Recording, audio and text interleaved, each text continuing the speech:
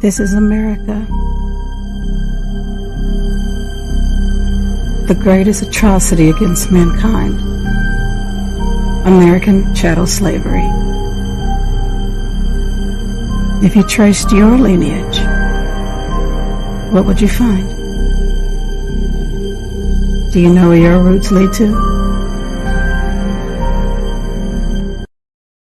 Grace and peace, Black family. This is Vicki Dillard, your sister with the curly braids.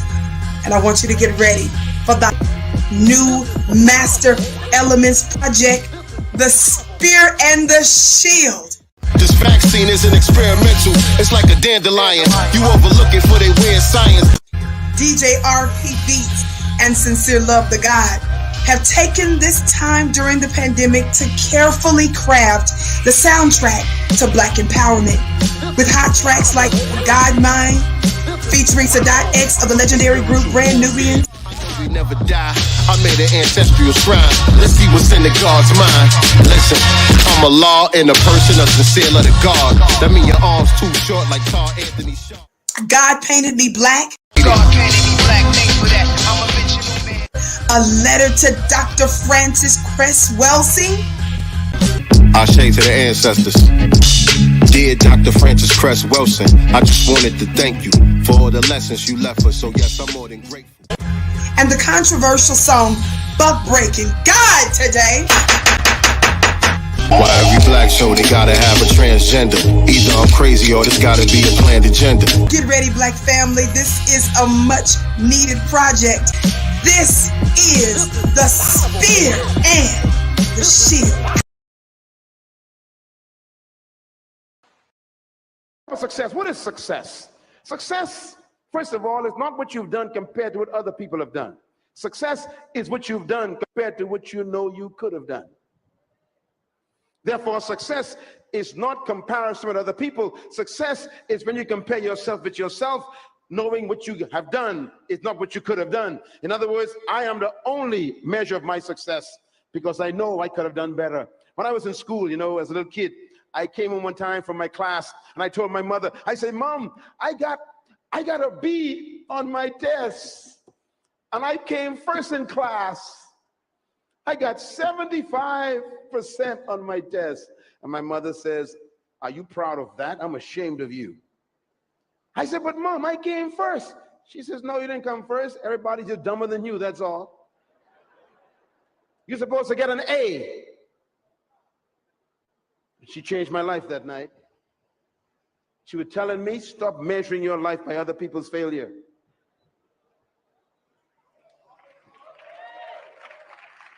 You know what you could do. Stop comparing with other people who don't do nothing. This is why success is the fulfillment of purpose and assignment for your life, what God created you to do. And this is why success is fulfillment and completion of your purpose on earth. Jesus Christ in John chapter 17, verse 1, he says, Father, I have brought you glory by completing the work you gave me to do. He saw success, not comparing himself with anybody else. He said, my success is that I completed the work you gave me to do. I brought you glory. I brought you pride. I brought you fulfillment as my manufacturer because I completed the work you gave me to do. I prophesy that before you die, you shall say to God, I have completed the work you gave me to do. I am impacting my nation for Jesus Christ. Shout hallelujah, amen. God has planned, therefore, for your success. Look at Jeremiah 29, verse 11. I know the plans I have for you, he says, plans to prosper you, not to harm you, plans to give you a hope and a future. Ecclesiastes chapter 10, verse 10. If the axe is dull and its edge is unsharpened, much strength is needed. But with knowledge of the laws of skill, success comes quickly. What a powerful verse. You got to read that again with me. Ecclesiastes chapter 10, verse 10. Read. If the axe is dull and its edge is unsharpened, more strength is needed. But with skill, knowledge of laws, success comes quickly. One more time, read it again, get into your spirit, go. If the axe is dull and its edge is unsharpened, more strength is needed. But with skill, knowledge of laws, success comes quickly. Have you ever tried to chop a tree down with a dull axe? You know what happens when you try that? First of all, the tree is not chopped down. Secondly, you never hurt the tree. You hurt yourself. You become blistered. There's nothing wrong with the tree. Nothing wrong with you. What's wrong? The axe is dull. Solomon is saying, look, no matter how big the assignment is, that's the tree in your life, you got to refine your skills. You got to get knowledge, information on how to do things according to the laws of God. If you do that, he says, success comes quickly. You can spend 10 hours trying to chop a tree down. You can spend 10 years trying to accomplish an assignment. And God is saying, ain't nothing wrong with the assignment. You just don't have the knowledge of the laws of how to make that become successful.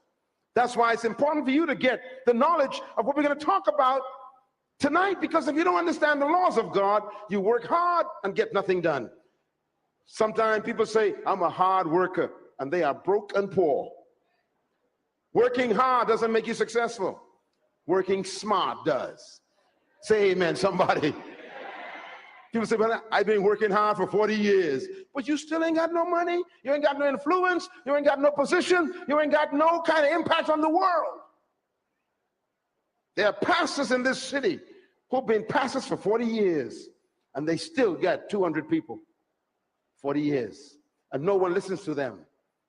They're working hard, but somehow they're missing the laws.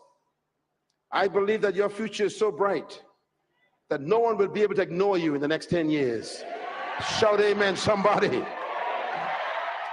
That's why you should buy books and go to seminars and read and study. You know, I read books every single day, magazines, they help me grow. My mind got to be sharp. On my way here, you know, I was reading The Economist magazine. Why? When I talk to governments about their problems, I got to know their problems. I got to understand the situation in the world. You got to keep sharpening your skills, sharpening your skills, sharpening your skills, so success comes. I challenge you, therefore, to stop buying too much food and start buying more books and CDs and DVDs. Feed your skill. Go and sharpen your skill, because success is inevitable.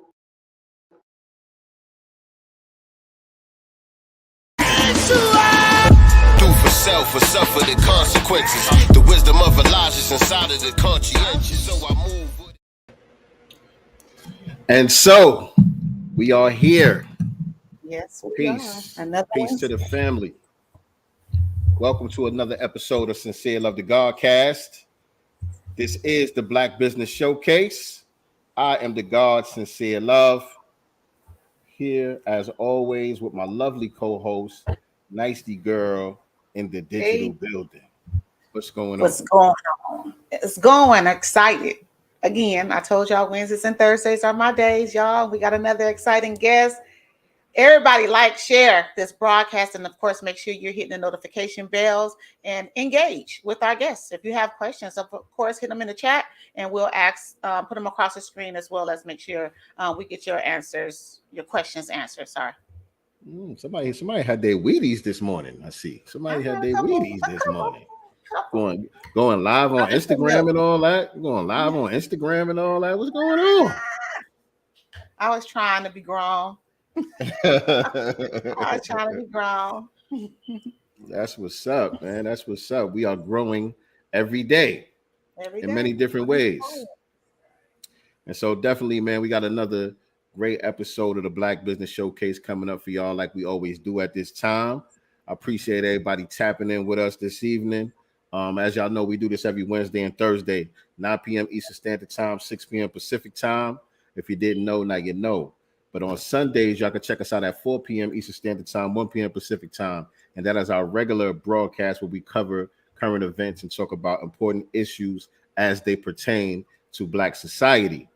And so hit that like button, hit that share button. Make sure that you are subscribed to the YouTube channel. If you're watching us on Facebook or Twitter, head on over to the YouTube channel, type in Sincere Love to God, click those buttons, make sure you tap in with us. And so let me let y'all know who we got today. One of my ABS tribe brethren in the building, Mr. Ken Stevens Jr., brother from South Florida. He's an educator, a philanthropist, and he loves helping people turn their ideas into businesses. He has a passion for people and being a go-giver that truly believes in building value-based businesses. Once he learned that 20% of small businesses fail in the first year, he knew something had to be done to push the business culture forward with proper planning, order, and courses of action. He chases the impact and not the bag, to be proactive and not reactive. And so without further ado, I would like to introduce to you my brother, Mr. Ken Stevens Jr. Welcome to the GodCast, King. Your mic is on mute. I'm beating the drum. Yeah. Let me bring him in. Hey, turn me up. Now stop playing with it. Hey, I appreciate y'all both. The communication has been on point. I'm more than honored for y'all having me on the show. Hey, this is a big deal for me. When people share their platform with me, especially people that I know we've been in the same spaces and we seen each other grow. So I'm more than happy, and thank you for the introduction, man. It's an honor to be here, man. I'm ready to get into it. And, Let's chop it up. So let's talk about it. All up in your black business. Yeah. Yes, indeed. That's what we do. He's so Florida. You heard? All right. So, Mr. Ken, what we're gonna need you to do is we're gonna need you to take us all the way back and give us the origin story of Ken Stevens Jr., how you got on this entrepreneur journey to begin with. We know what birthed all of this. Oh, the birth of this thing. So we got to take it back though. Gotta take it back. All right, so we got time. We got time, y'all. Back to the locks and all of that. You know what I'm saying? Got time. Yeah. All right. Yeah. So, The floor is yours. I'm gonna break it down from childhood type thing where it came from. All right, so I started selling candy. I think we all kind of did that. I'm a hustler, baby. Facts. So back in 6th grade, it was his 8th grade. I seen him making money. He was selling like these sour straws or something like that. And then I was like, shit, I'm trying to get in on that too. I was like trying to make some money. You see them flipping in the hallway like this, doing a little spread. This is before it was popular. And I was like, all right, let me see how I can get in on this. And then I heard what he was selling it for, and I undercut him by 15 cents. So I started taking his customers, right? And then what happened was he stepped to me. He stepped down on me. He was like, listen, bro. Like, business is warfare. Right. The first time I got checked by some business, I was like, bro, what's going on? He was like, I'm going to buy you out, and I want you to stop selling. I was like, bet. I was like, he bought the stuff out, and I was like, all right, I'm gonna stop selling. It was cool. I was just in it to make a little money. I made what I wanted. I think I made like $200. Like I'm 12. It was lit. $200. So you sold your first business at 12 years old. Yeah, right, exactly. I didn't even think of it like that. That's a good way to see it, because I was just doing something because I just saw somebody else doing it. And I mean, that's how it started off. And then it flipped into my mom. She was the candy lady. So on that end of things in the house, we got the candy, we got all the food and all the stuff. So just handling money all the time, that's what helped me become, interested in business at a young age. But I got into sports, so it kind of like leveled off. But things picked back up when I got into college. So after I was done playing football. So I learned the power of networking. That was the first step for me. Outside of like doing actual business, because I was at Bethel University. I had a football scholarship and an academic scholarship there, so I was good to go. But I wasn't playing much football, and I was just seeing like, listen, I'm from Florida. I ain't sorry. If I was trash, I could admit it. Every man should know their strengths and limitations, goddamn it. And I'm one of those people. All right. And I told him I'm gonna leave. I'm gonna go to a big school. I was like, I'm probably not gonna play much there, but I was like, I'm gonna have better opportunities to do something. And that's literally what I did. And I went to FAU. So at FAU, I walked on there, made the football team, made great and powerful relationships. So if you don't know anything about FAU, it's down in Boca, so we call it bougie Boca. So it's real rich down there. And some real connections. And in doing that, I was able to go to grad school. They paid 80% of that and gave me a job as well and let me work another job. So at this time I had 3 jobs I was working during that time period. So in that, I started to see, okay, like I got these connections. I'm building with people. Like, what can I do next to impact, you know, the youth and who I want to inspire? And the next thing that came up was my first business, which was New Era Prep. So it's a nonprofit. So I don't talk much about it on social media because it literally has a life of its own. We got over 20,000 followers on Twitter, like almost 8,000 on Instagram, and we're highlighting like student athletes, football, like all type of sports, writing articles, pictures, videos, all of that type of stuff, helping them get into college. And then we're also helping like the regular students who are interested in broadcasting, videography, and photography. And with that, we have the volunteer program for them. So it literally has its life of its own. So when what's the name of that? New Era Prep. New Era Prep. Okay. Yeah, New Era Prep. Yeah, New Era Prep Inc. So with that, that was the first business. I started that in grad school. It was my last. Yeah, that was my last year. I was going to get up out, and I remember exact place we was in the library, and that was the first business that took place. Was New Era Prep, and after that, I kind of was just interested because I got dirty a couple times. You know what I'm saying? That's how it usually happens. I was overpaying for stuff. They overcharged a broke ass college student. So, and then I was like, man, let me figure out literally how to do this stuff. And then I started figuring out this stuff, and I'm like, they charging me $400 for stuff that take 3 minutes. I was like, what? I'm up in the wrong damn profession. Like literally, like I found out I'm paying $400 for stuff that take 3 minutes. But now I respect it because I know the game. You know what I'm saying? Yes, so sir. This is the thing that catapulted me into business. But if we fast forward now, the second business I started was the KSJ Scholarship Fund. So that's literally just we bring money in and they go right back out into the community to help students who want to go to college or they're looking to start a business. We do that every year. So it could either be like adolescents who want to start a business like kidpreneurs, or it could be students who are high school seniors who are going to college. So, and I don't talk much about that either. It's kind of like we do it once a year. So, but it is what it is. I love it. And I started that one because of high school. I had a scholarship from it was the George Snow Scholarship Fund. And they gave me $8,000 scholarship straight out of high school. And that helped me out a bunch. And I just seen through that there are people out there who want to see others succeed, and they going to help your ass financially. Because it's like, people will say stuff like, hey, if you need anything, God damn it, I am 18, broke as fuck. Like, you know what I need? I need that money. I need that like Sean. So it was like that's what catapulted me also into doing business. And then the latest thing is y'all know the Black Agenda. Y'all see the Black Agenda. Black Agenda. Cut the check. Yeah. Oh yeah, definitely gotta cut the check. It's coming, y'all. Don't worry. Just wait on it. I ain't gonna forget about y'all either. Y'all know how people be like, don't forget about the little people. But as far as the Black Agenda, like this here, man, it's so crazy, bro. Because it's like not that I never seen it, but I didn't see the vision, bro. Because I'm a person, and I've been discussing this a lot with a lot of close friends and things, and I'll share it with everybody here because it's something it's like personal to me. But I had to recognize and do like some self-awareness about my mentality when it comes to completing and doing tasks. It came through sport. So I was explaining it as it's called like the next play mentality. So a lot of the accolades I kind of remember, but a lot of life events and stuff I kind of don't, because I was always this person, whether it be good or bad. All right, we're going to sit there for a second, but it's the next play, literally. Right. So you kind of go past things, and that's what I was doing with the Black Agenda when I first started it. So we started that back in 2020, and this was literally in the middle of the pandemic. So it was like the LLC, I think it said like 2020 of July. So literally like smack dab is when like we started it.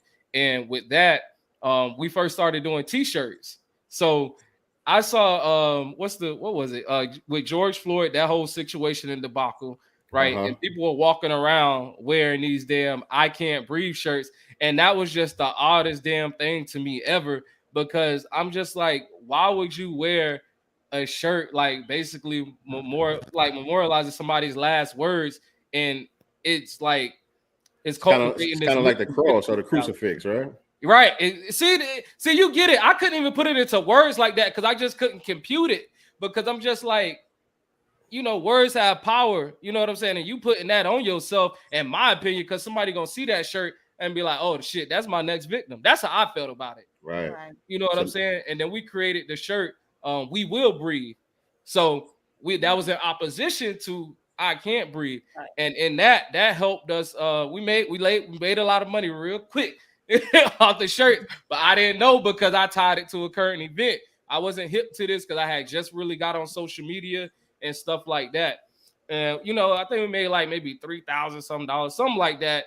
I was still working my job as a teacher at the time, so like it's lit. I hit my check in from t-shirts. Right. I was like, black male teacher, which was needed. Shout out to you for that. Right. Shout out to you for that. Yeah, I was in the game for 5 years. You heard? But yeah, so with that, we made the money, but then I realized, like in my head, it just I started to have this awakening, literally. Like everything that y'all talk about, the wheels just started turning, because I'm looking at the t-shirts. I'm seeing the money kind of dwindle because it's not tied to a current event. And then I'm sitting here like, bro, we don't need another damn t-shirt. Like, we don't. People don't really care about this. Like, yeah, it might be cool to wear. It signifies something greater than self, and there's some form of unity to it. But this is not something that's going to change our condition as a people.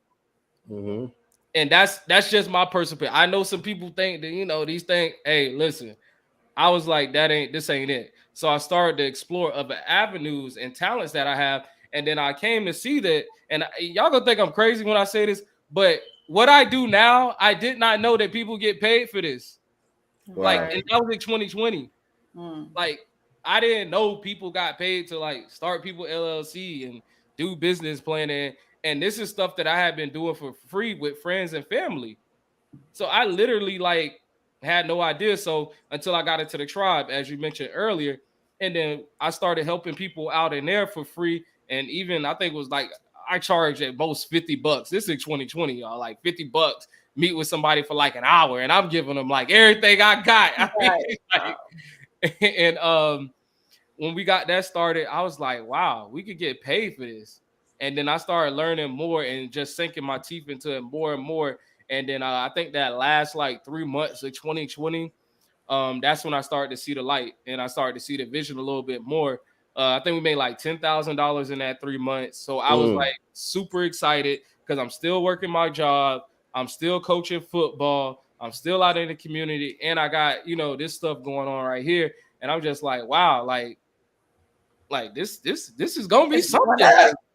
It's like you have that self-belief that like it was literally a shock of breath into me. I can't explain. I don't know if you ever had that feeling, but y'all know what I'm talking about. Like I do. Okay, because I was like, I know I ain't tripping, because what I'm thinking about right now is that movie. What's the movies in Egypt? They kept making the damn movies. They wore them out. In Egypt? Yeah, well, it was supposed to be Egypt, but with the pyramid, I think I know what you're talking about. Yeah, but with the Scorpion. Oh yeah, with the Scorpion King and all that with the Rock and. Yeah. You know what I'm talking about. They was breathing all into the air. It was like that, and I was like, "Hey, man, this is cool. I feel alive, goddamn it, doing this type of stuff." And then it was a direct correlation, like to my spirit and what I wanted to do. So it was like very, very different for me, and that's how the Black Agenda. That's how this thing got started, man. Like that's how I got kick started, and I was like, bro, listen. We got something here, goddamn it. Like, yes, you do. You definitely do, man. And man, you answered a lot of questions that I had, man, because as a person that helps other people get started, you know what I'm saying? I'm like, okay, one of my questions would be, okay, how did you learn how to get started? You know what I'm saying? But we see, from you building your own businesses on your own, having certain levels of success on your own, getting ripped off by other people, you know what I'm saying? Understanding the game from different angles and all that, taught you what you needed to know to be able to bring other people where they needed to be to just get off the ground. But when you first encounter the majority of your clients, what do you say most people's major obstacles are in the beginning? Oh, that they need you to help, you know, the get over major those hurdles. one, and I'm even still exploring some of that stuff. Like I'll tell y'all now, that's something that's gonna be ongoing. Because at first I thought it was execution for some people, but then I came to see it's more of a belief thing at some point, honestly. Because if you can't believe in something, you're not gonna execute on it. So I thought it was execution. I went to Z and really it's X. You know what I'm saying? So it's the belief, because what happens is people are scared to invest, right? Because they might have got ripped off. They don't know who the hell this person is. They got to put their money somewhere else and get trust into a person. And it's like a relationship. You know, we all go in there, you know, we still got a little trauma here, a little trauma there. We healed over here a little bit, but you know what I'm saying? So they take that into the business realm or investing. So what happens is people tend to be like, all right, I haven't changed my mindset, but I want to make money. Right. You know what I'm saying? And I'm like, it don't work like that. Like, because I tell people all the time, you have to do the inner work so that you can do the outer work. Because if you're not gonna do that, then we can't even make no money. You know what I'm saying? And if you don't trust yourself to do the work, then you're not gonna execute. And that's more of the problem with people investing. It's like if somebody tell me you invest in $8,000, then I know it's gonna take $24,000 probably worth of work for me to get where I want to go. You know what I'm saying? I got a 3x what it took to get that. And some people that can be very scary, especially when you are in a what I call it a job mindset. All right, because it's two things that I have to break down for people, especially new clients. I tell them, like, you know, are we in the job mindset or we in the business mindset? You could be in the business mindset while you work in a job. It is nothing wrong with a goddamn job. I tell people we go to jobs for information, not money. All right, we use our job as our investor. That's what I've seen it as always. This is my investor. That's why I was 5 years and out. I tell people, and I break it down to them. Listen, I built up my little retirement fund. I had my 403B ready on deck. I was like, I got my home because I was like, I don't know how the hell they approve us for homes because we barely making anything, but they see it as a profession that ain't going away. So I was like, I literally squeezed the fuck out of the system so I could leave it. You know what I'm saying? I was like, people are going to these jobs and leaving in, 2 months and I'm gonna be an entrepreneur. Like, and it's like, bro, it don't work like that. Like, you gotta squeeze the life out of this first and then go over to this next thing and have a plan for it. So yeah, that's the biggest thing, man. It's that belief and then putting that plan and execution behind it. So what? Go ahead. I was gonna say, speaking of the job, most people get into teaching. Teaching teachers are notoriously underpaid. So most people don't get into teaching for the money. Most people get into teaching because it's tied to what they feel like is their purpose and their passion and their purpose in life. And so it seems to me, just from listening to you, that your purpose is really tied into what you're doing now. So how did the teacher thing come about for you? And Hey, I love this question right here. Goddamn, you about to turn me up, Sincere. All right, let's go. Let's talk about that purpose, man. Let's talk about that purpose. Bro, I just love this question always because I have like a whole like little backstory to this. Because it was when I was at my it's my second teaching gig. I was at my second teaching gig and I had went to my principal and it was the end of the year evaluation, something like that. And it's like, bro, I don't know what black woman, you know how y'all be, y'all little magic be working. You know what I'm saying? Like, y'all little sprinkle pheromones. Right. Like, y'all can see something we can't see, goddamn. I don't know what it is. Maybe it's that intuition. So I'm in there in the office, we talking about this. And then she just stopped the conversation and she was like, Miss Tamika Robinson, I'll never forget this conversation in her office, dog. She was like, Ken, I know we're not gonna have you long. She was like, you are, she said, you're different. Like, you're not meant to be in this arena very long. I'm just telling you. She's like, not that I want you to go anywhere, but if there is other options or things, she's like, it's for you. And I was just like, I don't know what the hell she's talking about, because this is the point. I ain't even start the Black agenda. So like that. So I'm like, okay, like, whatever. You know what I'm saying? Right. Like, and I'm like, all right. So from that point on, that's when I started to roll into learning that, like, bro, when I started teaching, and this is what I tell on the interviews all the time when I'm in interviews. And y'all can steal this one, y'all, if y'all go on the interviews, especially if they ain't paying you like that. You trying to just seal the deal. All right. And I was telling them, like, you know, for teaching, and I meant this though, it was genuine or it was sincere. So we in the interview, and I tell them, you know what? I know teaching doesn't give us that much money, right? I was like, it's perfectly fine. I was like, I'm here for the impact. All right. But I was like, another thing that I live by, and I really do. I was like, I'm more in collecting soul dollars rather than green dollars. So we really here for the impact. I already know this ain't paying how I know I ain't gonna get my value. You know what I'm saying? Pay my value here. So I want to make sure I'm having the most impacts on these students, teachers, and the community as well. Because we had started New Era Prep at that point. So that's what they seen. They seen that manifested. But I didn't know it was something even up under that there too. Right. You know what I'm saying? So that's how you know, things got rolling for me as far as you know, getting into the work, because I learned it was like my sophomore year in college. So taking it back again, I was a junior. Well, sophomore, junior. It was right in between there because I was transferring. But I was at FAU at this time in Boca. And what happened was I was playing football, but I realized that like I would not want to do football as a job.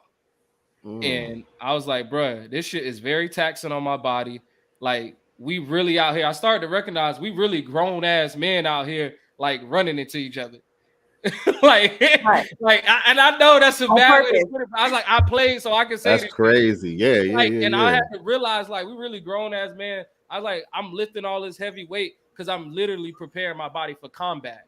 Right. You know what I'm saying? Like, and it's fine, but I just realized, like, this is not something I would want to do for my life's work. And that's when I started to shifting, like I mentioned earlier, about the networking, and started to look into other avenues. And I just started to realize I've always been helping people. I've always been teaching people stuff. Even from high school, I was the captain of my weightlifting team, the football team. You know what I'm saying? And even like a memory I always have is it was it's the thing that it's like kind of a rite of passage for Black women. I don't know if everybody do it though. Like debutante or something like that. I heard of that. Yeah, I've heard of it. Yeah, so even with that, it's like they have, I don't know, it's like etiquette, all type of stuff. But the young ladies, they pick a guy that they bring, you know, to represent them, walk them in and all that. And I remember clearly we was in a hallway and it was time for us to go in. And I mean, I'm with all the popular kids. I was popular too, but I wasn't one of the loud popular ones. And they like was scared like to go in. And I was like, bro, move the fuck out the way. I'm caught up in that thing, like, let's ride, bitch. Like, and it's like I realized it, like, bro, I'm meant to be in leadership. And that's what I had got my master's degree in educational leadership. I wanted to be a principal at one point, so that's another thing. Got you. Okay. Dope, man. Dope. Clarity early. Early. I mean, 12 years old, he sold his first business. Let's be, 12 years old. So what is your process like when when trying to identify what a client needs? When they're coming to you for, help coaching on their business, what is that process like? How do you identify what they specifically need? Okay. Oh, that process. I just refined that thing like last year. So I'm glad you asked that question. So the number one saying that I tell people, and y'all can write this down, y'all. Please live by this in y'all business, especially service-based. God damn it. We diagnose, then we prescribe. All right. People be out here prescribing stuff, and you give people wrong temperature. It don't work. You know what I'm saying? You giving them Viagra, they need a B12 shot. Goddamn. But it's like, and I know that's a complete parallel, but I just want to make an extreme example out of it because that's literally how dire it could be if you don't have a process in place. So with us in particular, so if we're vetting someone or someone comes to us, we have a series of questions that you have to answer prior to us even getting on something like this or a Zoom call. And we literally, screen the questions and look at them and seeing if, all right, this is a person that's, I ain't gonna say it like this, but worth our time, really. You know what I'm saying? Because if you answer the questionnaire one worded on the lines, that's telling me you may not know what you're doing. So I give you grace on that, but you may be lazy and don't care. because I know for me, if you care about something and somebody asks you to answer some questions, not that you got to put a paragraph, but I'm at least get 2 lines out of you. You know what I'm saying? Because this is something that is in you, it ain't on you. You feel me? So, and I'll know that, and that heightens my level, like knowing who I'm dealing with.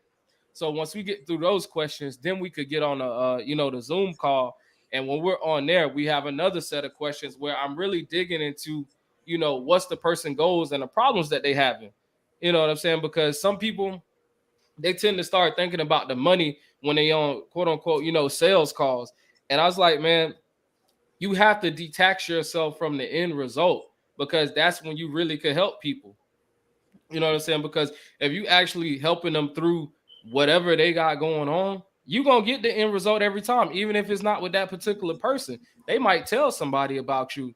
You know what I'm saying? So once we go through those initial questions, finding out like what's like the biggest 3 problems they may be having in their business, what's been holding them back, just, these simple things so we could unravel and unpack, because this is something that a lot of people are not doing. They're not helping people unpack what's the real issue, because people will say it's money, but really at the end of the day, it may be just their beliefs, and maybe they never really had a process that they went through, and they don't know what the hell they're doing, or they just want some free information, whatever it may be. All right.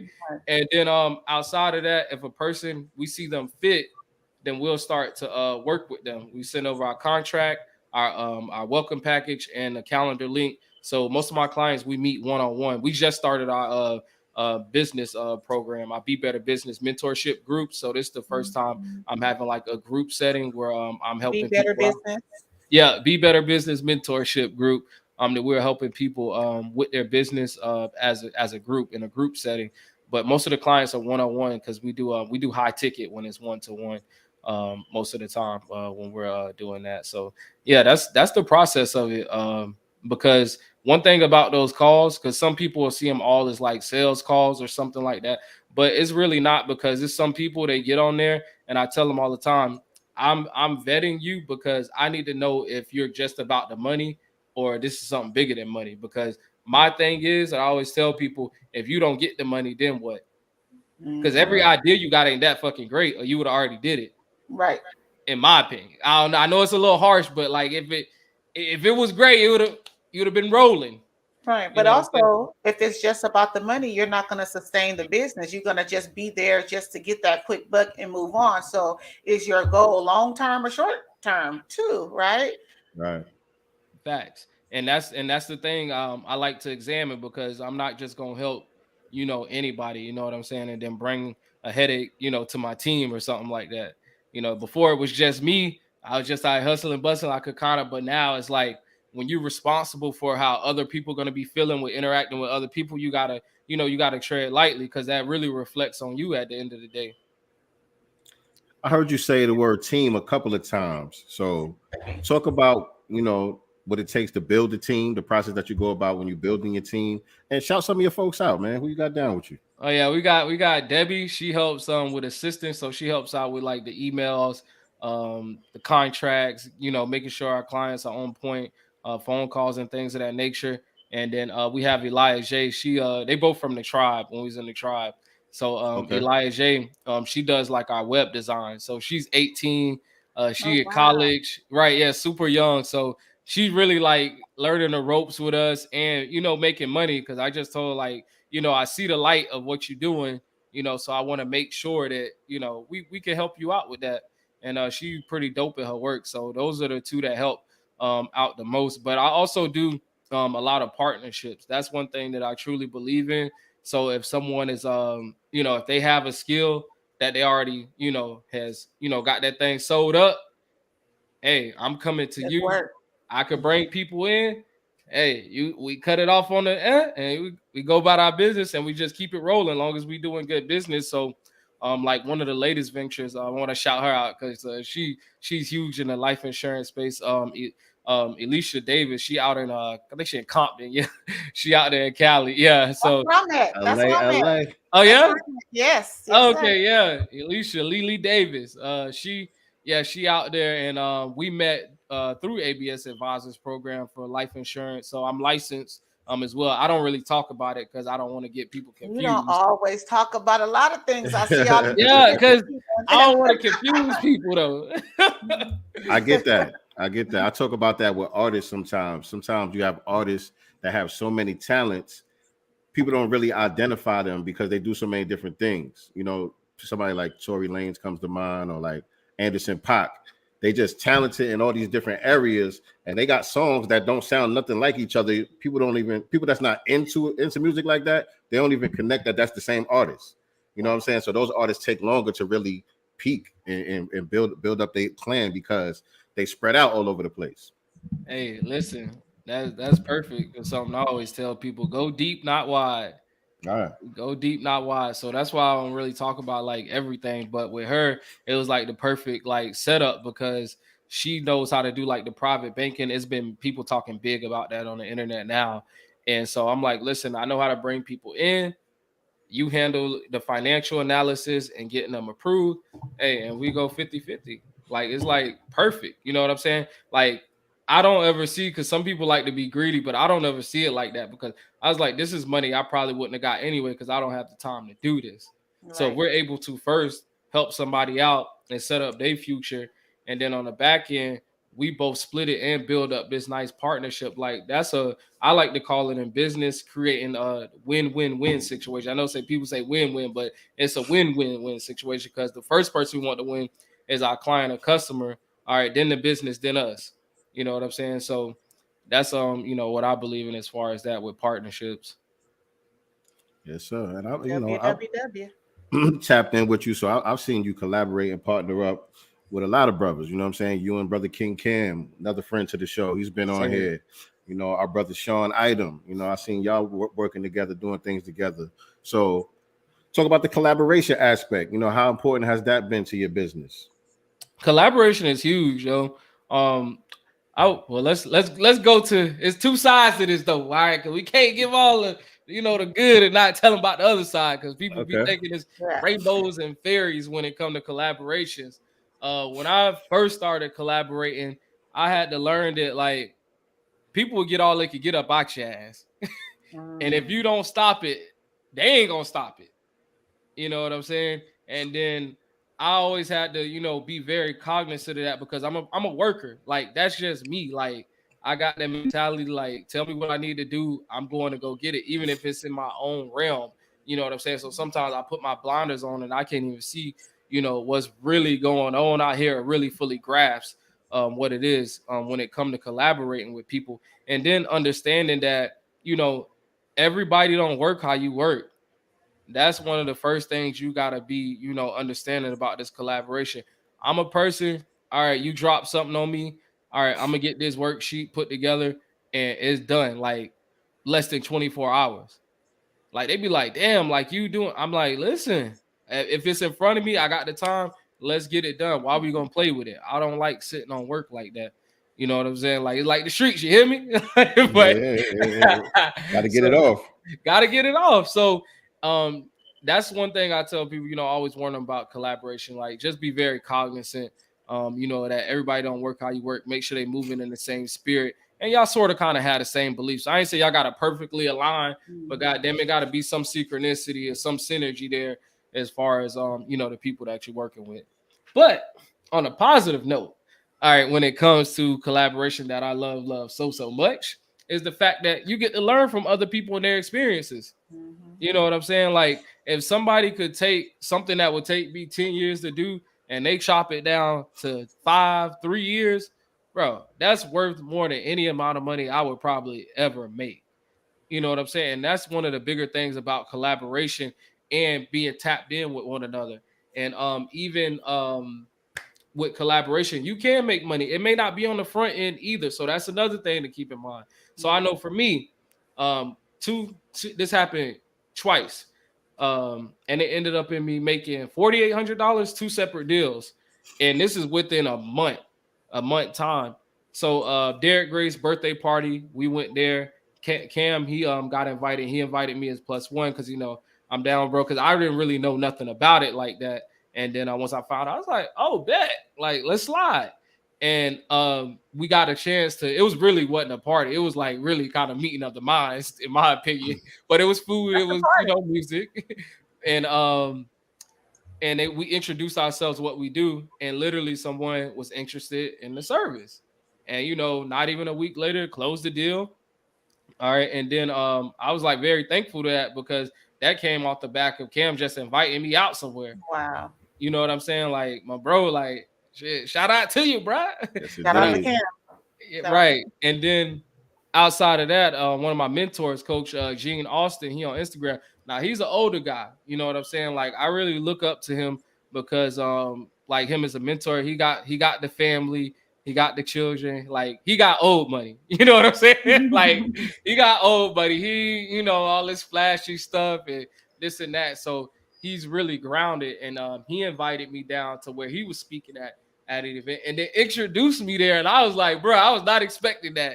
And then he did such a great job with his speaking that I'm a reflection now of this guy. You know what I'm saying? Right. And that literally brought in another deal for me. So collaboration don't always, I tell people, don't look like what you think it's gonna look like. We both in the trenches working side by side. I got your back. It don't always be like that. Sometimes it's just somebody inviting you somewhere and they just opening the door for you to be in their network. Yeah, that is collaboration, and that's what happened like quite a few times for me. Leveraging other people's power to a certain degree. Leverage. Yeah. Who's your, like, I guess, typical client? What would you say your typical client comes to you for? Typical client. We can outline them because we pretty much got the avatar down now. It's typically women, so between the ages of 28 to about 40, but I try to typically stay in between 30 and 40 years old most of the time. Black women mostly, and they live in, I like to say, cities that cause your ass to have an extra stream of income. So the LAs, the Atlantas, the Miamis, the DCs, all of these places, that's where they're coming from, and they might make around between 80 to 100,000 a year around ballpark, or they got something saved up. These are our typical like people, and they want to learn business. And I say they personality is sophisticato. All right, so these are the ones that they go right, exactly. You know what I'm saying? Like everything I heard so far is nice to go. Everything I heard, you know what I'm saying? So you would be the one. You be on Instagram. Hey guys, tap into the podcast, and Sunday I'm gonna see you at brunch. Turned up. You know what I'm saying?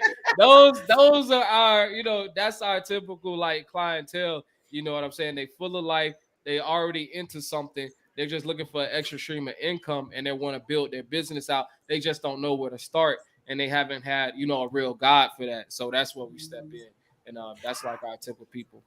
Man, now, does everyone have a business started though? Like, sometimes people have ideas, but they haven't started the process. So do people come to you like, this is what I have in my head, and you have to kind of pull everything out in a way? Oh yeah, that's what we do. Help. Okay. I tell you, this our two mottos. I get two mottos that I tell people. Our business is to help you start your business, and we help you turn your ideas into a business. All right, slogans. That's what it is. That's the two that we go by, the Black Agenda Firm, because that's literally what we're dealing with. Because most people, they'll have a concept, but literally the first call that we have, we like X-Men up in there getting that thing broken down, and people are like, wow, it only took 45 minutes for you to break down something I've been sitting on for 5 years. Man. And I'm like, that's why they call me coach, baby. Yeah. So yeah, we deal with that a lot. And I love it because one thing for me, and talking about purpose too, I forgot to mention this earlier, is that I'm super excited about what I do. Because the thing that I live for, I love money, y'all. Do not get it messed up. I love that. I love all of that. But one of the bigger things to me is when people have those light bulb moments. I literally live for that shit, y'all. Mm-hmm. Like when I can see the life go back into somebody behind some shit that they believe in, but they just didn't necessarily know how to put it together. Like, bro, that's it for me. That makes my day. That makes me full. That's letting me know that I'm absolutely operating in my purpose and my gift. You know what I'm saying? So yeah, we do that all day, every day. That's what I tell people. All day, every day. That's what I do. But yeah, that was a great set of questions right there. And the way that you answered it, right? You talked about the avatar and all of that. You know what I'm saying? You got to break it down to the audience who don't understand this terminology. You know what I'm saying? I don't understand it. Yeah. How important is it to be able to identify your target audience that specifically, the way that you just did? You didn't just say, oh, you know, sometimes people come to us and this is the issue that they had. Now you said it's Black women. They live in these cities. You know what I mean? This is what they like to do. This is where they hang out at. This is what they eat for breakfast. You know what I'm saying? Understanding, having an avatar of who your what do you call it? Your client. Huh? Yeah. The client. Right. The avatar, like this is the type of person that I'm talking to when I'm advertising my business or when I'm marketing myself. How important is that for people to get down pat?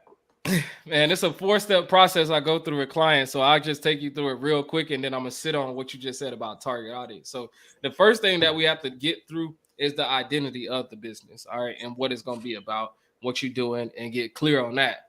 The next thing is the problem. All right, what is the problem in the market? Not what you think the damn problem is. What is the actual problem based on the research? And that's off. You could do your little Google search, go through your government sites and look at numbers and all that. I'm that type of person. But with that calling people and really go to the people. All right. Because I tell people all the time, your business only grows through people. Like anything you do, not even just business, really. Right. Like everybody needs some goddamn body. I don't care who you is. All right. And then outside of that, the problem, we go to the solution. So what are you offering to these problems that we know are real problems in the market?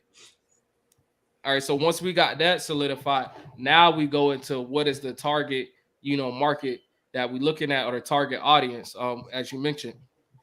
So with the target audience, it's very important to nail that down, because what'll happen, you'll start to see, like as a small business owner, when you don't have like a lot of clientele, like you want your clients to kind of have the spirit of you in some ways, because you can't be a person that's easily annoyed and work with an annoying person. Like that's just not gonna work. And then on top of that, if you have a certain financial goal that you're trying to reach, there's going to be a certain type of person that you need to be working with. Right. So that's another thing that's going on there. And then the demographics. And if we even go down to how many children a person may have. All right. And a lot of people are surprised by that one. But I tell them this is all part of it, because when it comes to, who you're dealing with, you have to understand what their schedule is going to be like, what's their lifestyle, and can they complete what we got going on? Because it ain't no sense in nobody paying you, but they can't complete the mission. You know what I'm saying? So all of these things matter. And if taking it a step further, if you ever start to run ads, these are literal questions you're going to have to answer. And if you don't have these things pinned out, you just giving away money.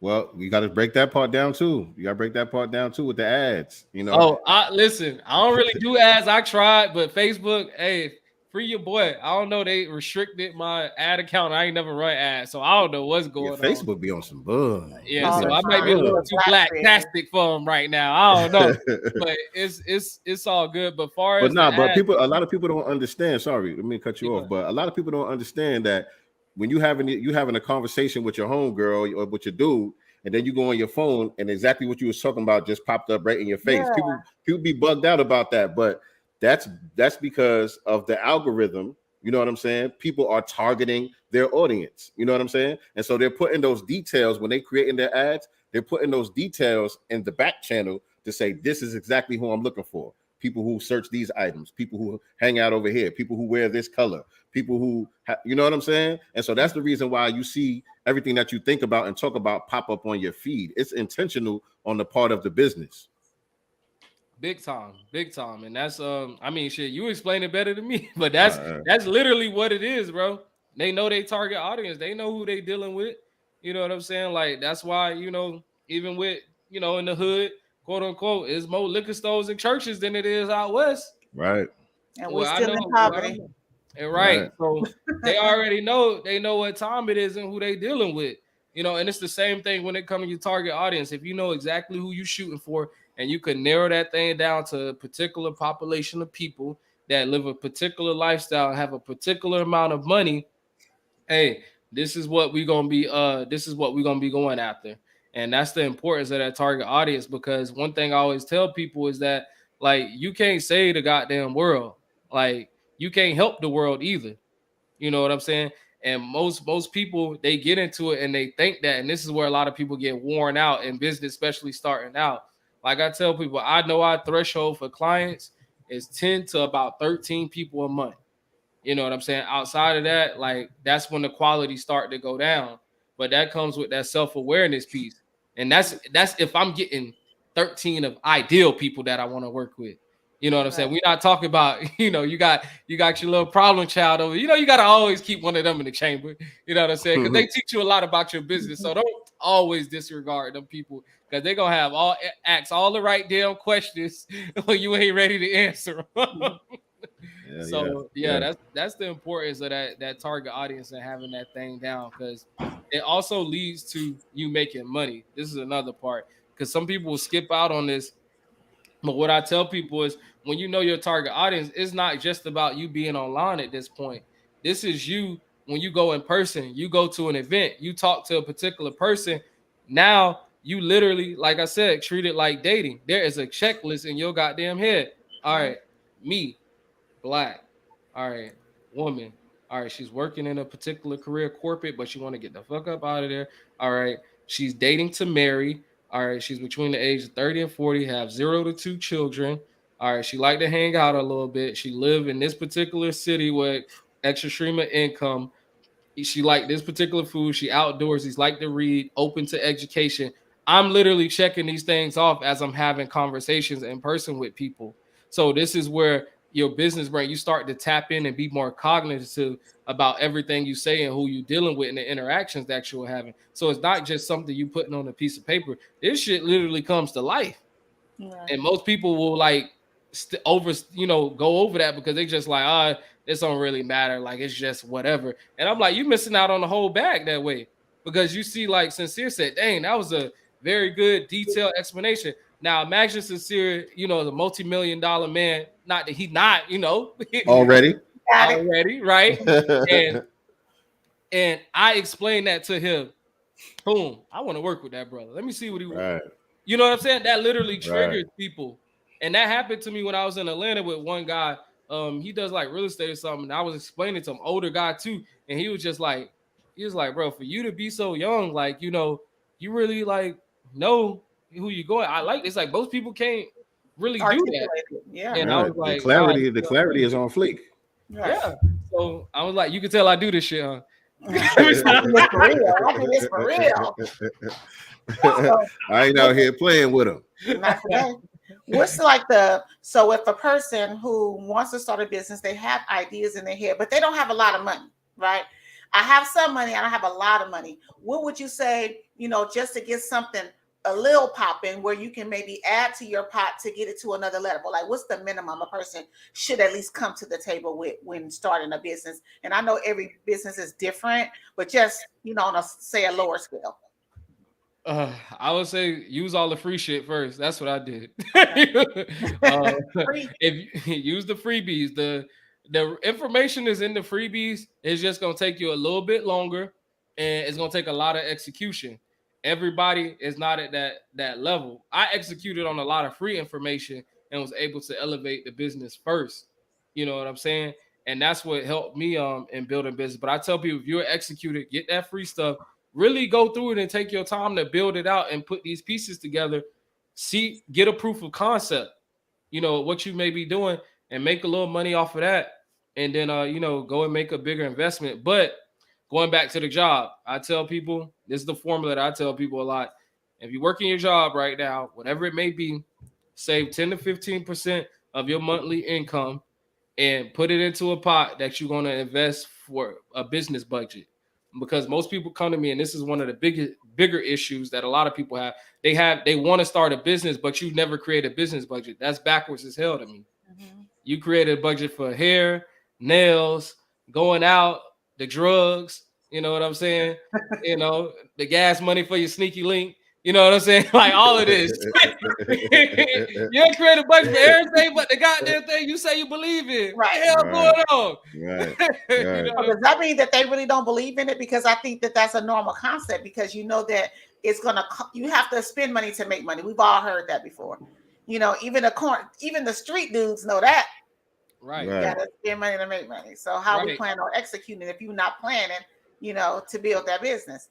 Right. It's like last week when we was talking to Dr. Dominique last week. She said something about your actions ain't lining up with your intentions or something like that. You know, the things that you say you want to do, your actions ain't lining up with that. You know what I mean?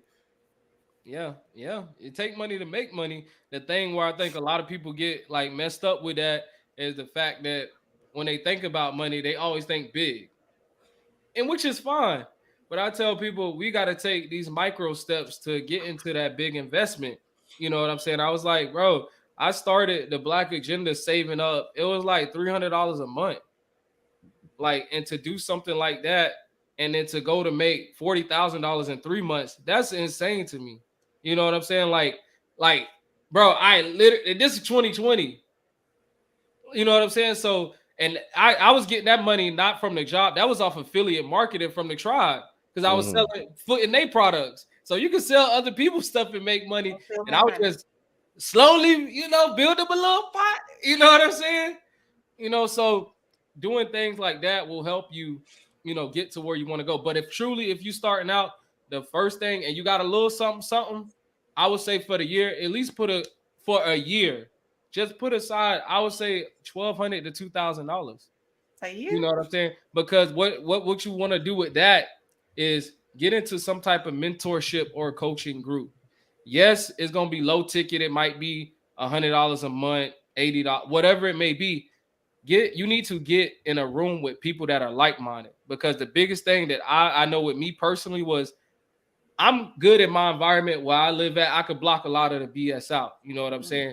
But I didn't have anybody that was on the same type of time with me as far as business. So literally, when I came into the tribe, it literally put me in another stratosphere mentally as far as being geared towards business, because I'm seeing, all right, this person got theirs, this person got, like, I got new friends, I got new family in business.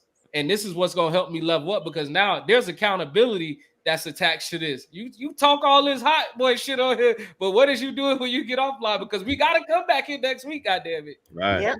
You know what I'm saying? It's 3 months. You ain't make $1. We couldn't make $50. You know, like that's pressure. And some people need that. And that's the first thing I tell them, get into some type of group. It's the accountability piece, because most people, that's the first problem they have, belief and accountability. Those two things is like very high on that list of things that stop people from reaching their, like, starting their business. Like, it's like that barrier for them.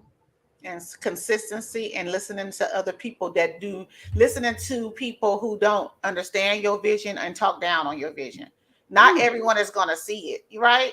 You know, because, you know, especially from our culture, we talk about this a lot of times with, you know, past guests. Most of our families, you know, tell you, go to school, get a job. So when you start talking about doing business, you better not quit that job. You getting benefits, you know, you getting a good salary. You better not quit that job. You know what I'm saying? So you have negative people talking. So like you said, you need to surround yourself with a tribe that's on the same, you know, mindset as you, because you guys can help encourage and empower one another. Facts. That's true. That's true. And like that thing about the family too, like getting on the same type of time. Like I tell a lot of people, like in my personal circle, I said it online probably a couple times, but I tell them, like, I didn't talk to my family for like a year. You know what I'm saying? Like, off the strength of I was telling them what I was doing, they didn't really believe in it. Rightfully so. It's something new. You still see me as little Kenny. I ain't Ken Stevens Jr. to y'all. You know what I'm saying? Like, you the nigga that played football. What you trying to, like, you the teacher, dude? What you trying to do? Right. You don't know nothing about no Billy, boy.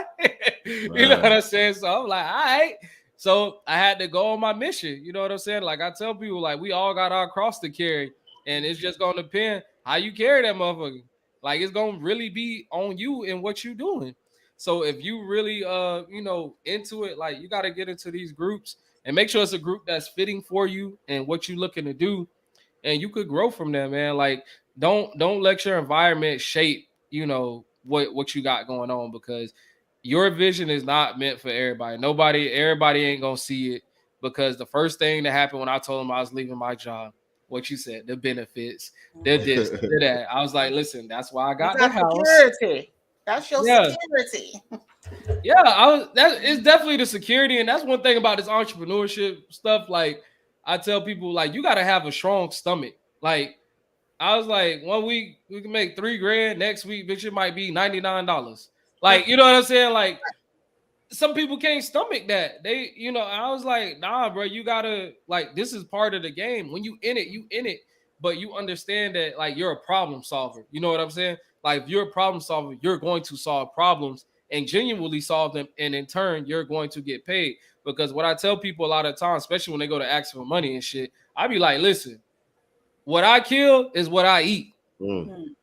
So I was like, I ain't sitting on nobody clock, you know what I'm saying? And like, I tell them, no offense to that, but I don't have that. That's a luxury. That is a privilege. Like, I was like, don't be down on your job. I'm always telling people that, like, that's a privilege that, you know, you could be able to do that. I don't have that. If I waste time, I literally don't make anything, because everything you do is solely, you know, dependent on you.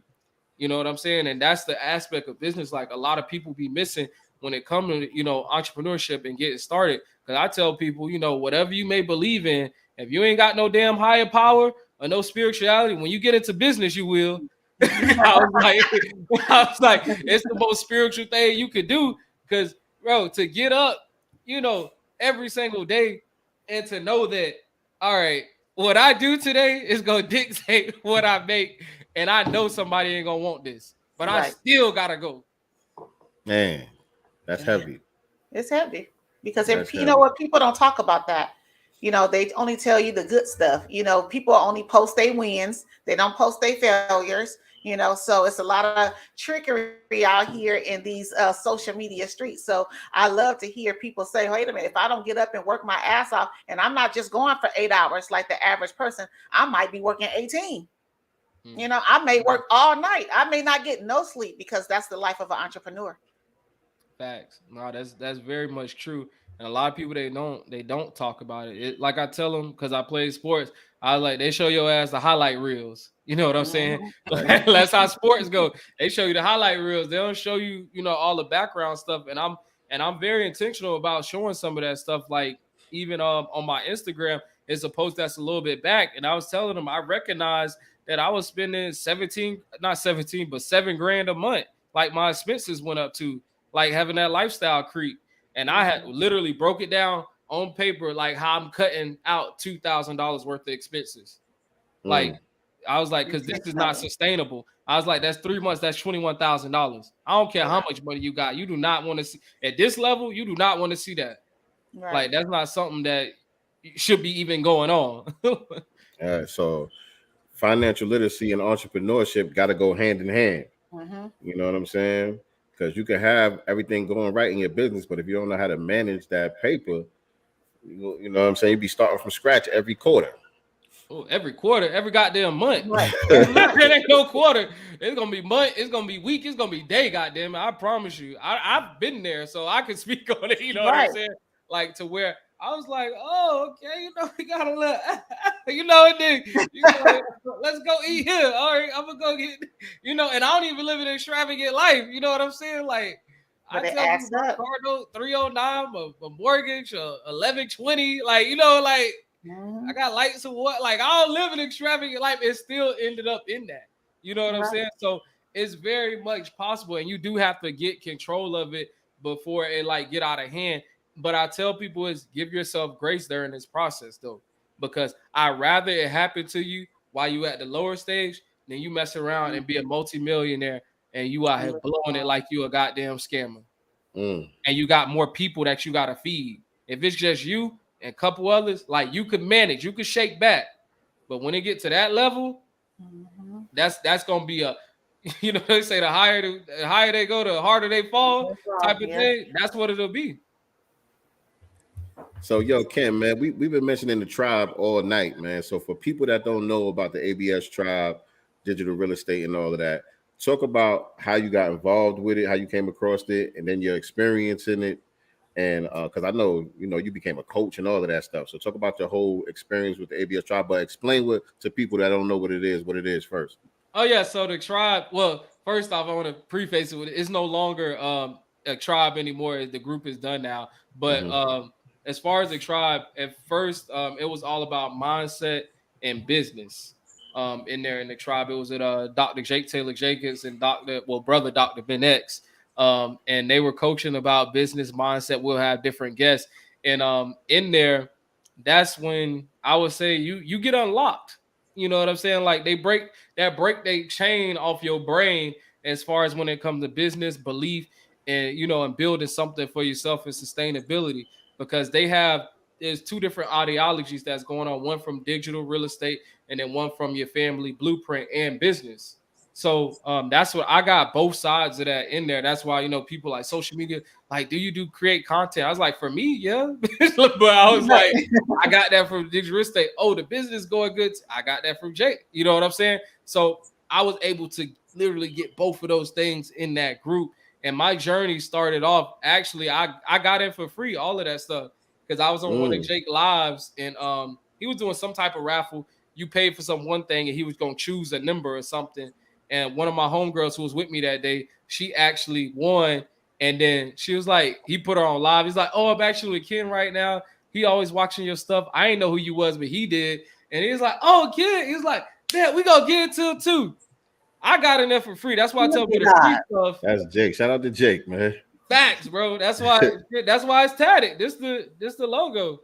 And that's the thing that really jump started me, because I saw that and I was like, bro, this is dope. And I'm learning from these brothers, you know what I'm saying? And then it with the group, I became a coach eventually, because like I was the living testimonial. I was the I was the best student in that bitch. Like besides, Young Khan the Don, shout out to him, me and bro. You know what I'm saying? Like me and Young Khan and Don, like the top two I could say. If it's somebody else, y'all let me know. I ain't trying to, step on nobody's toes. It's y'all. Yeah. Right. So with us two being with us two coming up in the ranks, that's how I became a coach eventually, because it was time for Jake and Ben to move out the way, because they started getting into other ventures like the BWO and all of that stuff. And they needed somebody to go hold down the fort that knows the culture, they know what's going on. And then that's when, Sean, Jake, and Ben, they brought me into the fold of things so I could start, keeping the tribe alive and going and had the same spirit of what they had. So that's how that went. That's how important it was, being in groups, y'all. I'm telling you. And I feel like I missed out because I don't feel like I learned about the tribe until kind of like I met Sincere. Like how did I miss out? I'm serious, like for real. Like, how did I miss that? Because seriously, I really didn't until he's, we started doing this, and he started like, this is my brother from the tribe, and Crown 808, of course, Sister Colette, all these people that I've met, from doing the Black we all came from the tribe. Like, where the heck have I been? Like, was I under a rock? I missed out. Yeah, man. I was thinking about it when Ken was telling you, when you asked the question about people that don't got much money, how did you get started and all that? And he was like, after you save your money, get yourself in a course, get yourself around some like-minded people. And I'm sitting over here thinking like, damn, ain't nothing like the tribe though. Like that's gonna be hard to find. Yeah, I ain't gonna lie. What Brother Ben and Jake Taylor Jacobs put together, it was just a beautiful thing, you know what I'm saying, to experience the way that they were able to attract that certain caliber of individuals that came into the tribe. You know what I'm saying? The energy that was there. We would be on calls 4, 5, 6 hours. Yeah. You know what I'm saying? And the energy is just electric the whole time. You know what I mean? And it's crazy because you look, you see people online, you know what I'm saying? You kind of look at certain people like celebrities. Brother Ben X, he kind of like a celebrity. And then you get inside the tribe and he got you on screen dealing with your issue that you feel is not that important, but you know what I'm saying? He helping you understand your issue and get to a resolve, even if it take a whole hour. And we got 1,000 people waiting to you know what I'm saying, speak their piece. But he dealing with you because we need to get some clarity on this issue. And just watching that level of patience, You know what I'm saying? And then it became contagious because Kim, when it was your turn, you picked up the mantle and you brought that same energy to the table. Sean, you know what I'm saying? Same energy to the table when it came to dealing with your people a certain way. And that's the thing that everybody ain't got that, because a lot of people, they got courses and stuff like that. They just here for the bag. And if you ain't picking up what they putting down like that, it's like, all right, man, I ain't got time for you. Next, you know what I'm saying? Right. Everybody don't got that type of patience and decorum for their people. You know what I'm saying? Facts. That comes from, and I'll tell y'all, like, you know, because you just triggered something. Colette too, by the way. Huh? Yeah. Sister Colette in the building. Oh, Sister Colette was hiding with you. I saw her crying. Wait. Yeah, I seen Queen Cree was hiding with you. I see your tribe deep. But what I was saying, what you triggered in me is talking about when it comes to, you know, investing in people and these different things like that. You got to vet these people too, because as much as it's a privilege for you to be in their presence, it goes the other way too. Mm-hmm. Because if it ain't, without no you, it ain't no them. I know as cliche as it sounds, the shit is very much true. You know what I'm saying? When it comes to business, and one thing that attracted me to the brothers also was Jake. He was a teacher too, so I already knew he got that thing in him. You know what I'm saying? And then brother Ben X, him coming from the Muslim background. Like, you literally have to become a teacher when you in there, because you got to study so much. So you have to build this sort of patience. You know what I'm saying? And me knowing that, between that dynamic that they have, you know what I'm saying? That's what pushes it forward. So I'm always telling people, like, really, like, pay attention to that, because you will get what you're trying to get up out of something if you know, make sure the people are right, you know. Indeed. What's up, Second Son in the building too. Second Son. I'm like with the cane on Instagram, like.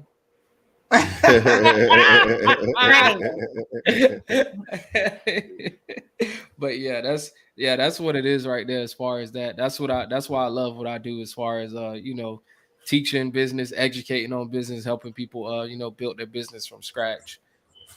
Yeah, so let's get into this website over here. Okay. Get all in your business. And by the way, I don't even know why I don't got my my banners up, but I'm slipping. Make sure that y'all following our brother at Ken Stevens Jr. on Instagram, or you can visit the blackagendafirm.com. You know what I mean? To go to the website if you want to sign up for some coaching or some whatever. You tell them. Oh yeah, man. So the Black Agenda Firm, y'all, we have a plethora of services, but what we specialize in is business formation and business planning. So far as the business formation side, that's with your LLC, making sure your documents are in order. It's something like this, you know, when you got that and you try to go to the bank, your B's good. All right. Show that again. Oh yeah, right here. Let me get all up in there. All right. You see that? Black Agenda Firm LLC. I got checks in here, operating agreements, contracts, all the type of stuff going there, and my government documentation, IRS, and all that stuff. So all of those things are so necessary for the business. That's what we help with as far as the structural piece, and then as far as the other business structure, the other side of the business planning, helping people get their business ideas and turn it into an actual business. You know what I'm saying? Because a lot of people have ideas. Oh, right there on the website too, which y'all looking at. I do not put my prices up there. Okay, I'm like, you got a lot of free stuff. Yeah, no, right. All that stuff. You just go listen. You just gonna download it, and it's just gonna be there. I don't put my prices up there, and I explain this to people because we do high ticket services. You know what I'm saying? And if I put something up there that costs $2,400, who finna just, you don't know me. I don't expect you to click that and be like, oh, $2,400 out the window. I see LLC formation. No, that's not happening. That's not real. Facts. That's why we go through the vetting process of, you know, making sure we got the right person and we the right people for the job as well, as much as you being the right person for us to work with.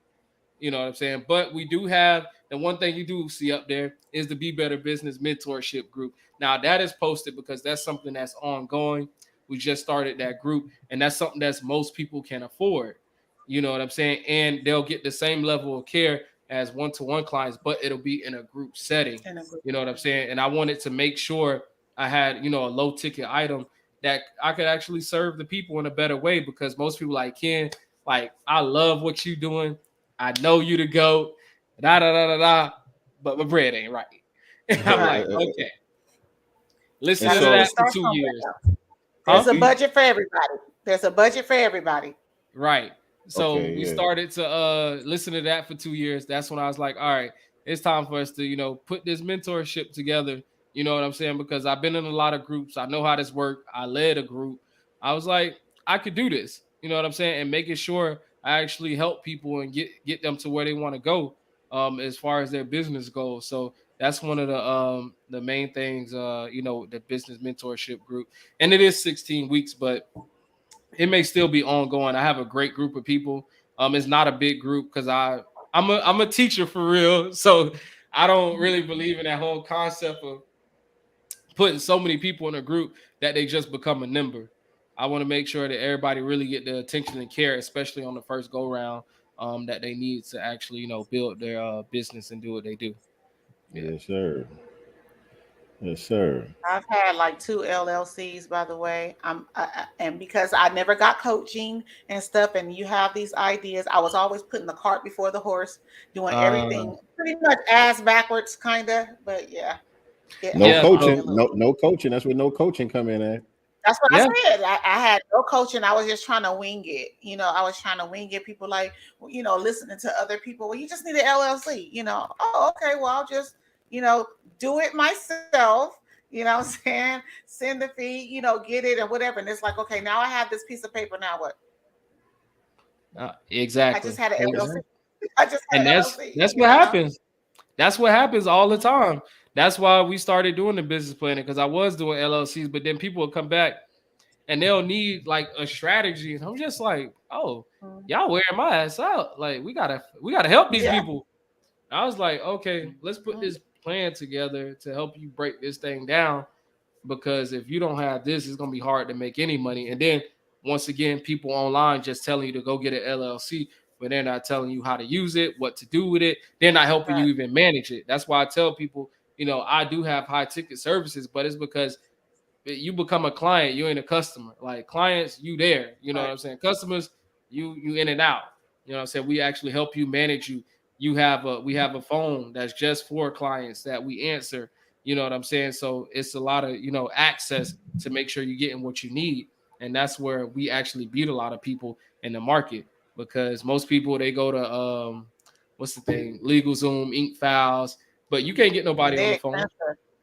Yeah. No, you're talking to someone who may be working from home, you know, at this point due to COVID, and they're reading the script, I heard. And we learned that from our sister, the attorney, Candace, you know, that on LegalZoom and stuff like that, you're not even speaking to actual attorneys. No, not at all. They put it on their website. They put it on their website. No, they put it on a website.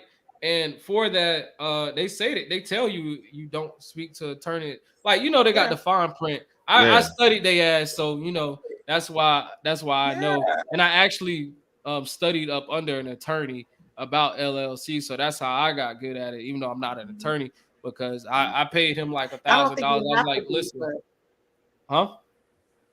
I don't think you have to be an attorney to do it. You don't. But I think a lot of people go on LegalZoom assuming, you know, the way that they advertise it, you know, and you can call us and, you know, for legal advice. So you think that it's an online source. But when I call, I'm speaking to an attorney the way they advertise it. Right.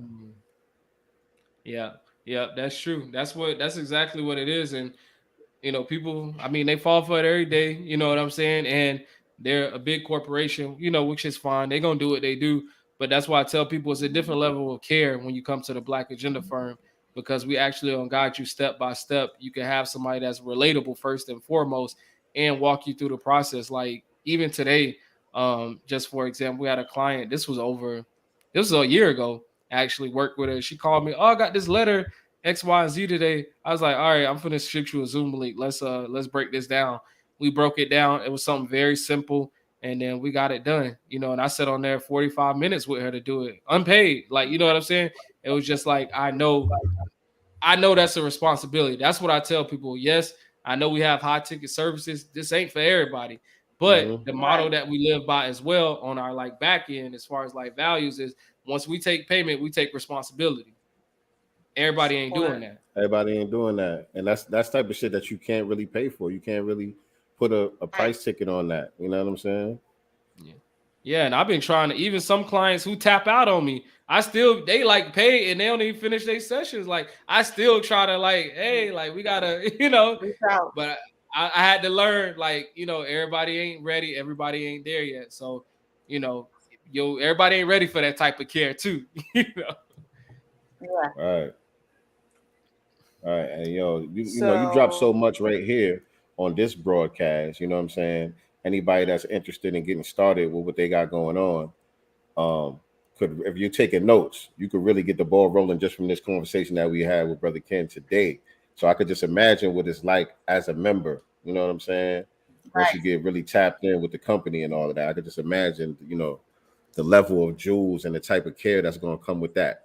Because this is a free conversation right here on YouTube, and you can start a business off of this. Nah, big facts, man. I tell people all the time, man, you get me in a room, we're going to talk about what I do and how we can help you get started. Is plenty of free resources out there. And I'll break some down like right now, as far as like people trying to get things started. Like if you could go do your LLC yourself, go do it, figure it out. Like you could go on YouTube. You got to have a time. That's usually the issue for people. You know what I'm saying? They got different sites. Don't tell nobody to do that. Yeah, I said, don't tell nobody to do that. I've done it twice. Listen, go to the Black Agenda firm where we're gonna show some love. Go to the Black Agenda firm. We're gonna take the win, All right. But you don't even necessarily have to get the LLC yet. So that's one thing as well. But there's so many free resources. You know what I'm saying? The first thing I would tell people is get Canva and get some type of blueprint or something that you're really good at, and make an outline for it. Whatever field you in is somebody that needs you. Like they out there, goddamn it. Because we primarily work with people in the service-based business. So this is what I'm speaking to the heart of. So it's somebody out there that would need your blueprint. All right. They out there. Like people come to me, Ken, how did you leave your job? What did I do? Well, we got it coming soon, but I'll tell y'all because I haven't really put it out there. I got a book that I'm going to put out. It's a business book, kind of, but a little bit of life. But it's Do for Self or Die, How to Quit Your Bitch Ass Job. Like, that's the name of the book. I'm like, that's fine. So with that, like, I'm literally going to be walking people step by step because I use so much free stuff. We got Canva you could use to create a lead magnet. So that would be like your free resource that you could give people, and you collect their data, their email, their name, and get things started. You could use Canva also to make a free website as well. You know what I'm saying? So, and okay, for real. Because yeah, you know that's why I said it. It's like 2 years old. For real. That's why I was laughing.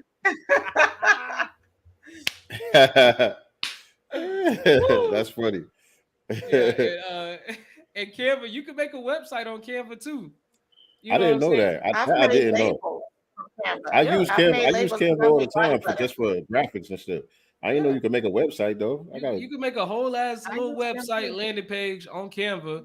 Go to bit.ly to get the domain or whatever you're gonna do, or use namecheap.com. It's like $8 or something.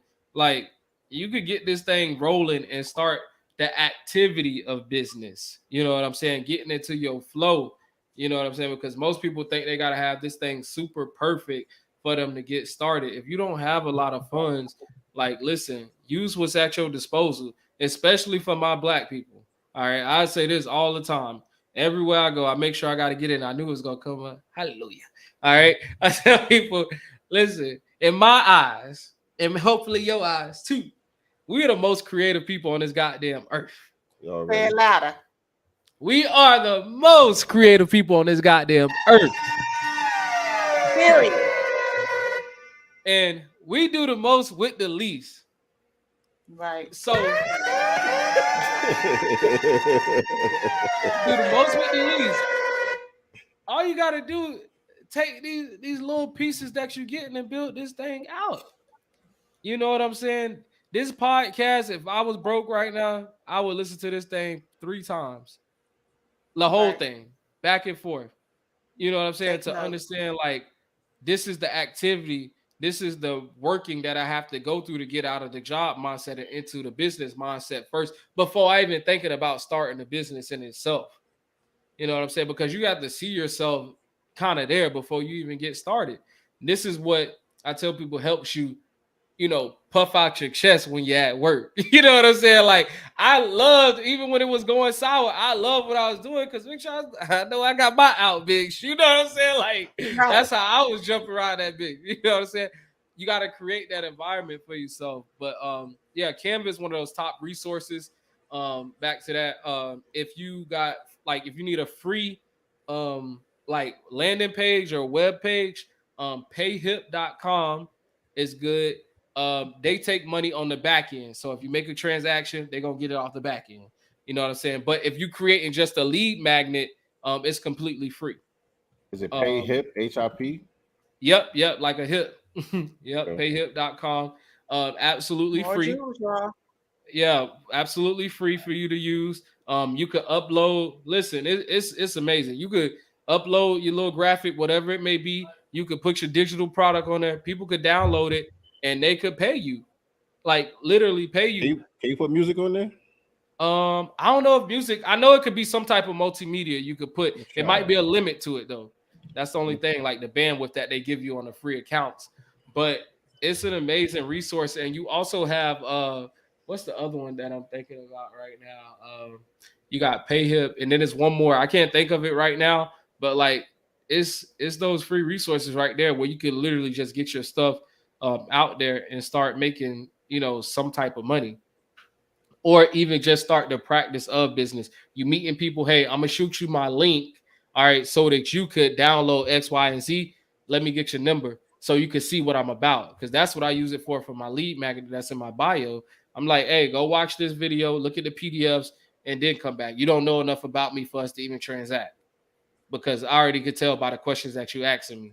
It ain't no trust built up. You know what I'm saying? So that's the type of thing, because I tell people all the time, one of the bigger things you want to do first, make sure you build the trust bag before you build the money bag. All right. You build that trust bag, you ain't gonna have to worry about the money bag. You know what I'm saying? Especially out here in these internet streets, because there's so much scams and shit going on. You know what I mean? A lot of people is jaded and they just think everything is a scam. You know what I'm saying? So you got to build that trust. Yeah. And somebody said something scam was an acronym. What's the acronym? I'm sorry. For scam, they said still confused about money. So with that scamming stuff too, I tell people it's two sides to that now. With the scamming thing, you probably didn't vet the person properly, first and foremost, and then customers and clients are scammers too. There's a lot of people out here trying to do chargebacks. They done got into these programs, done got 3 months into it. Now you want your money back. You 90 days in. You come on now. Yeah. You know that money gone. Why you trying to hem somebody up about something that you ain't really even get into because you ain't have time to do. You know what I'm saying? So it's always tell people with two sides. Time. Yep. Yeah, so those like two free resources right there, like Canva and PayHip. You could get your thing up and running like tomorrow if you just set that time aside and get you the PayPal account.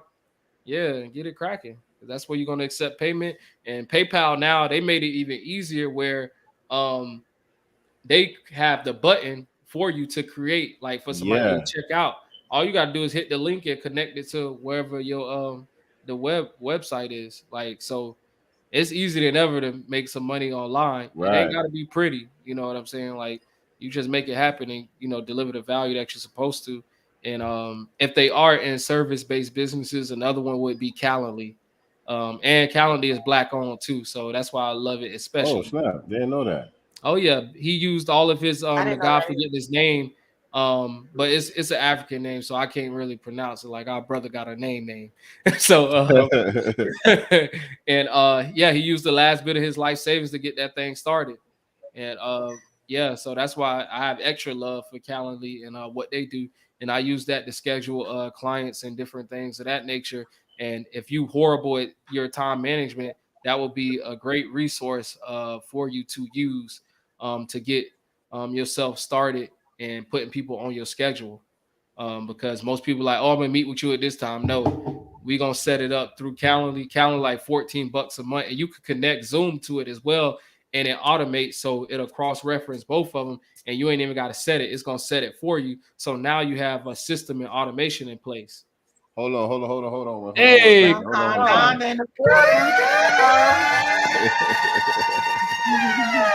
Young Con the dog. My brother. Peace to the God. I'm a motherfucking eagle. Yes, sir. What's up, Y'all Con, don't know. Y'all don't know. He stay on my head.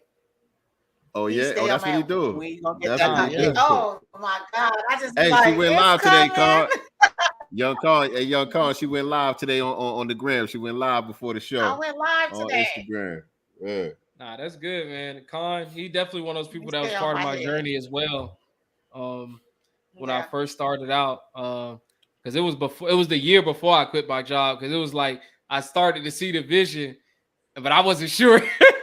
And I'm on the phone, damn near in tears with Con. I'm like, Con, I don't know what I want to do, man. Like, fuck, like I'm in the elementary school parking lot over here picking up my nieces from school, and I'm like, man, I want to be here. God damn. He like, you know what you got to do. You man, Ken, I can explain this to you, brother, but you gotta walk that path. You know what I'm saying? Like, you know, I can't get into it. Sir. So yeah, man, he helped out a lot too during that transition, boy, because that was a year before I actually did it. But it was like I started to see that vision, and I really wasn't sure. Like, I wasn't 100% sure of myself yet. But then, you know, everything, it happened in due time. Okay. He was on the live. Okay. That's what's up. So, yo, brother Ken, man, is there anything that we didn't think to ask you about that you need to get off, that you need the people to know as far as business and getting everything started is concerned? Anything at all, actually, anything. I mean, yeah, we pretty much talked about everything. I would just say to reiterate some things is the fact that run your own race when it comes to this business stuff. Like, you could look at people online, but what I tell a lot of my clients is we use competition and, you know, other people that, you know, maybe doing something that you do, not for comparison, but perspective. They're showing you a thing that could be done. They're showing you where you could be at, because a lot of people, they start to internalize what somebody else is doing, and they just get so down on themselves, like, I never get there. Like, their belief system just lessens, and their awareness about themselves just lessens. It's like they killing the God within, like, day by day, because they not where they want to be. And I tell people, you have to be able to, you know, lessen this voice or completely block it out. And one of the ways I always be telling, you know, clients is like, we do business planning first with people, because we want you to reset your foundation like a real house. And business planning don't only entail the business, it's your life, because, you know, we say business is the activity of life. And most of the time, especially first generation entrepreneurs that I work with, you're going to have people that are naysayers. They're going to be like, why are you doing that? What's this? Your little business, this and that. And what you're going to do is go back into that mindset of, damn, can I really do this? And it's like, nah, we got to break that mold and reset the foundation and build it up, because we want to make sure when you get that business started, you have this supreme belief in it, and you actually moving in that way as well. So that when these things, not if, but when they come along, nah, I know my identity in my business, the problem that I solve, the people that I'm going for. All right, what's our net revenue? What's our expenses? The revenue streams? What's our marketing plan? Like, all these things are down to the T. You know what I'm saying? Because that shows people, and it shows yourself, I have supreme belief in what I'm doing. And it's down. This ain't something that's in my brain. We got this on paper. You know what I'm saying? It's a real movement and a plan. And when you have that, like, that's what's going to be the game changer for you to keep you going, even in the hard times, you know, for business, because you know you have a solid plan. Yes, sir. And that goes with the message that we opened up with from Dr. Miles Monroe right there. You know what I'm saying? So that's a good way to you know, start to wind this thing down. But before we do that, I just want to remind everybody, make sure you hit the like button. Family, make sure that you are subscribed to this YouTube channel. If you're watching us on Facebook or Twitter, head on over to the YouTube channel, click the subscribe button, and hit the notification bell so you can be reminded whenever we go live with new episodes of Sincere Love the Godcast. This is the Black Business Showcase, and we do this every Wednesday and Thursday, 9 p.m. Eastern Standard Time, 6 p.m. Pacific Time. And you can catch us on Sundays for our regular broadcast where we cover current events and talk about important issues that pertain to Black society. And that's Sunday at 4 p.m. Eastern Standard Time, 1 p.m. Pacific Time. And I want to give a special shout out to our sister, Nikki the God, in the building. Our moderator, Nikki the God, is back online. She was offline for a minute, dealing with some personal issues and all that. So welcome back, beloved. Good to see you. Good to see you. Thank you, everybody, for tapping in with us on the live. Everybody that's watching this on the replay and all of that. Appreciate each and every one of y'all. We are headed toward 1,000 subscribers, y'all. We've been doing this going on a year now. Me and my sister been doing this going on a year now. We about to hit 1,000 subscribers on YouTube. So we appreciate all our day ones that have been tapped in with us, and stay with us as we continue to grow and build. And so, nyctegur, you know what it do, man. It's about that time.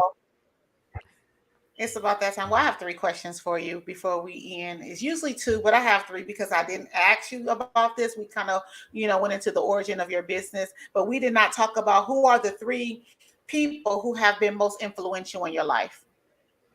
Ooh, 3 people that have been most influential. I have to start off with my mom for sure. Mama love. I'll say mom and dad. I'll put them into a category, even though it was separate households and whatnot. After a while, my mom, the first thing with her that she told me, I was like 8 years old, and I just never forget this moment we had with one another. Like it was like almost a movie, y'all. Like we in her room. You know how the blinds be open and the sun shining a little bit, and like you see the reflection of the blinds on the floor. Like it was one of those type of things. And it was before a football game. It was before a football game, and she was just like, she told me, she was like, have no mercy on the motherfuckers. And I was like, all right. You know what I'm saying? And it's like that mentality. That's how I talk to my kids. Right. Right. And I just take that mentality into, different things that I do, not in a malicious way, but in a way of like, hey, attack the day. You know what I'm saying? Do what I gotta do and have no mercy, and don't be worried about what nobody else gotta say. And then my father, growing up, he helped me out a lot with football. You know what I'm saying? But that shaped my mentality as well, because he put me in a lot of uncomfortable situations when I was younger by having me lose weight, because they used to go by pounds. So I had to be running at night. I'd be sitting in hot cars with plastic bags and sweaters on. And it's like, I just remember those tough times. And it really shaped me into being, a harder person and a man, and really understanding, what it takes, to get through that, and understanding that sometimes you got to go through some stuff to get to where you want to go. And that's just what got to happen. It ain't no way around it or nothing like that. And then outside of that, I would definitely say, coming from the tribe, it's like a few. It can't just be one. We already talked about Khan, but like for sure, like you got 3. Yeah, for sure. I got you. So I know Khan, definitely. We talked about Khan, but Jake, for sure, Dr. Jake Taylor Jacobs helped me out tremendously and getting me jump started and being into the group, because man, he saw something in me I didn't see in myself. And it was one point, like I was working a business, and he told me, and this was on a Zoom call with just me and him, and he was like, by this time next year, you won't be working your job. And literally, I wasn't. And it's crazy because it came a month earlier before what he said when it would happen. And it was just wild, like how everything transpired. So I always be grateful for him, Dr. Brother Ben X, and then Sean Idom. Like that's one of the last people right there that really have inspired me as far as like getting this thing going, because Sean, he's been like that. He's like the closest mentor I'm to. Like, and we always get to chop it up. And he's really like, he was in the military. So, and he still kind of lives there a little bit far as order. So it's really like, I'm a structured person, but he like, so it's like, I be needing that and he there for it. You know what I'm saying? And I just love that I have him, on my team. And then Debbie as well, who assisted me, keep me going in the business. She's been by my side helping me with it. So definitely shout out to her as well. Yes, indeed, man. And shout out to Dr. Jake Taylor Jacobs and Sean Ida, man. We've been trying to get y'all on the schedule for a minute, man. We need y'all on the Black Business Showcase to come drop some drip on us. Y'all man. got my email. We need y'all too. We need y'all, man. You know what I'm saying? I know y'all watching. They coming. They coming. But this the part right here, Brother Ken, where we got to put you on the Summer Jam screen. Hey. And now. No, not yet. He got 2 more questions. Oh, no. My bad. Yeah. Yeah, I forgot. No. Sure. But this is going to be a combo. So what does freedom and power mean to you? There you go. Ooh, freedom and power. I mean, it's just that for me, freedom and power. You know what I'm saying? As far as freedom, it's so crazy you asked me this damn question. That is wild. Because I've been explaining this to, like, literally this past week, I've been explaining this to people, and it's going to tie in, but just hear me out, y'all. I've been telling people that, like, I've been showing more gratitude for myself and my work, right? Because, like, that next play mentality. But I literally this past week been, like, intentionally getting up and journaling something. And I ain't finna sit up here writing a paragraph, but just something, and appreciating the fact that when I get up, I really dictate my schedule and what I'm going to accept and what I'm not going to accept. You know what I'm saying? Like, and that's freedom to me. You know what I'm saying? Like, I don't have to be, making gazillion dollars, but the fact that, like, when I get up, I get to do exactly what I love to do and be fulfilled by it. You know what I'm saying? Like, that's been the most beautiful part of the freedom. And that's the power too. You know what I'm saying? For me, because when you have power over how you're going to manage your life, like, that's what we all are seeking, either it's outwardly or, it's just something that's inside of you. Because I've struggled with a lot of institutions that I've worked with because I really was there to help out of my heart and everybody around me wasn't. So when shit go left, I'm really passionate about it and I'm fighting tooth and nail. You know what I'm saying? And everybody ain't gonna fight. They'll say they'll fight, but when it come to you gotta throw them blows and you gotta hurt some feelings, people ain't ready for that. And I'm the person, I'm on go mode if it's in the right spirit. You know what I'm saying? So that's the freedom and power to me that I've always, like, when I recognize that, because I had to be muted at certain times as a teacher because I was a teacher. And I would say stuff and it'll rustle feathers. I worked in the district. I've called them out on several occasions while I was working there, and they made literal reforms because of me, and what we done. So it's just because I believe in it and I wanted to see it better. So that's really the freedom and power, man. New Era Prep, I know I ain't talked much about it, but that's where that came in at, because we're a Black business and most of us are media people. We're Black. So in media, if you look on the sidelines, most of them are white, these big ass bellies, huge cameras. We come out there with the iPhone. I got the gold on. I in shape. You know what I'm saying? We can speak the language with the student athletes.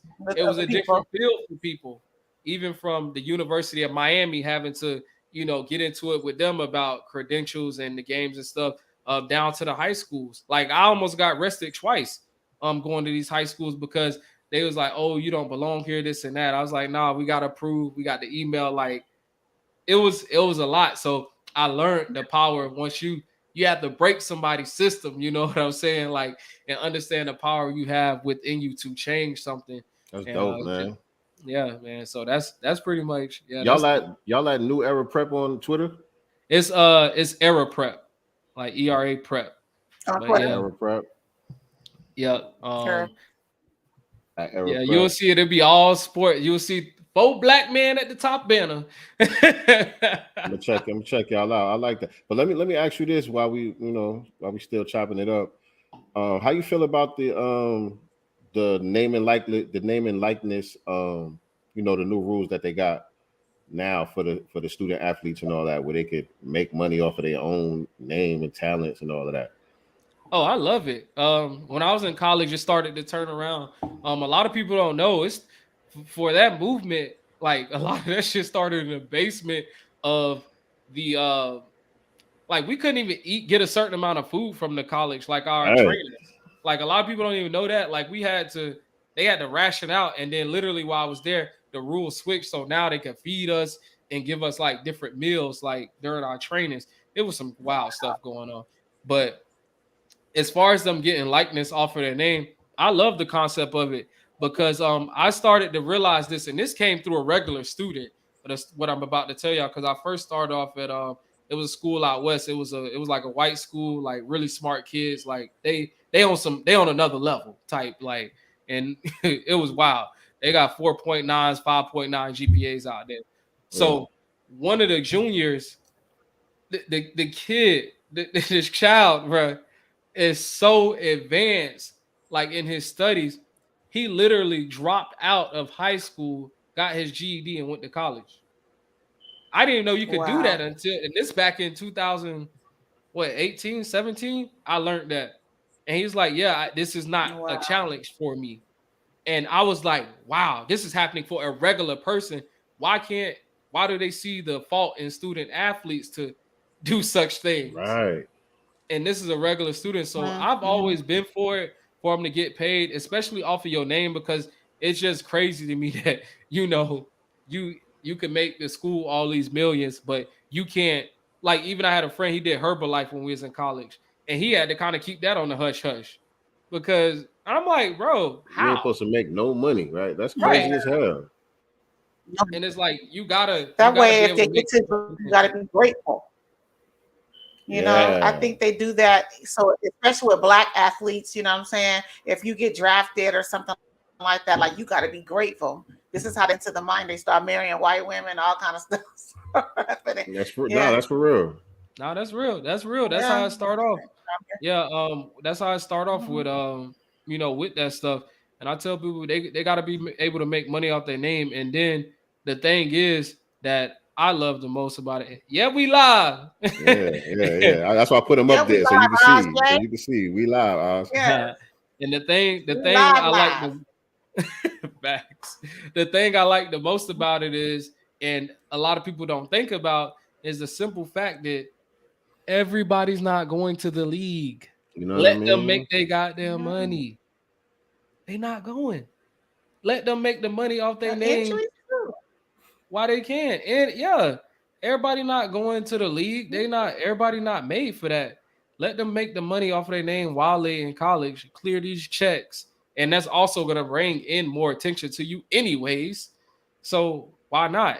I was like, bruh, it ain't no way. So I love where it's going, the landscape of it. People are worried about, you know, athletes and, you know, the money and stuff like that. The only thing I would say, the like caveat I would say to that is the fact that I would say they should have them some type of financial person or something mixed into that whole thing for them, so that they don't get gypped out of money and so they don't go crazy, you know, with their money as well. Because, you know, especially you talking about, you know, someone who may or may not come from money, but they come into their own money and then they really don't know what to do with it. You know, we got to set them up for a plan, because this is the edge in recruiting that a lot of Ivy League schools have over these Division I schools, is the fact that they'll tell them something to the effect of, do you want a 4-year plan or you want a 40-year plan? If you smart, we talking 40 years. Yeah, we don't have scholarships, maybe for you a full scholarship, whatever, but we're going to hook you up in an internship over the summer where you'll make $50,000 and connections. Yes, indeed. So networking again, it's about that networking. Yep. So that's where I'm at with that. All right. So is it Summer Jam screen time? You can Summer Jam him now. He can Summer Jam. We're gonna Summer Jam him to get you. That's interesting. RJ said he typed in Plandemic and we popped up. What's the Summer Jam? You got spit 16. Hey, you got to spit 16 bars. 16 bars on business. Oh yeah, keep going. Oh, we supposed to be talking? No, you gotta spit 16 bars on business.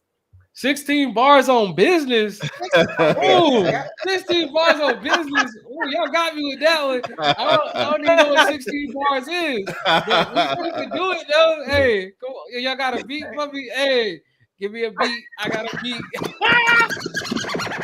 Nah. Okay. Nah, check it out. So you got the microphone, man. The entire Black community can hear what it is that you have to say. What parting words would you like to leave us with tonight? The parting words I would like to leave with you tonight. Believe in your goddamn self. Do what you want to do. We ain't here for a long time. Don't let people dictate how you're gonna be living your life. And listen, move around, y'all. You are not a goddamn tree. That move you scared to make it. Do what you got to do to get yourself in a better position. Help people. Give yourself grace. Do therapy if you got to. Do the inner work so that you could do the outer work, and keep a proactive mindset in everything that you do. And even when it's tough, just know. All right, sunny days ain't special. All right, sunny days are only special because of the rain, y'all. Shout out to 50 Cent. Yep. Yes, indeed. Dope, man. This has been a dope discussion, man. Another great episode of the Black Business Showcase, man. Appreciate you pulling up, man. You family now.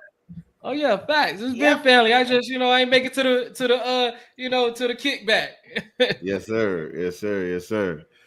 And so, yeah, family, that does it pretty much for today's episode. The Young Con the Don said he got 16. We're gonna get you back on here, Young Con. We're gonna get you back on here. We're gonna get you on a Sunday show, man. So we can get real deep. We can get real deep. We get deep on Sundays. Take us to church. So Oz J, make sure you tap in on Sunday, Oz J.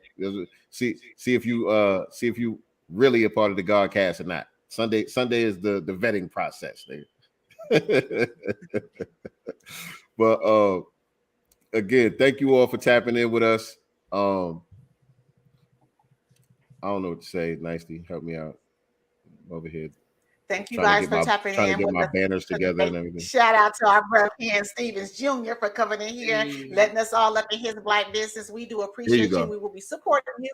We hope everyone else supports as well. If you know someone that's an entrepreneur and think that they can greatly use his services, please make sure you guys, link them up with our brother, because again, I've started 2 LLCs. I ain't in business yet.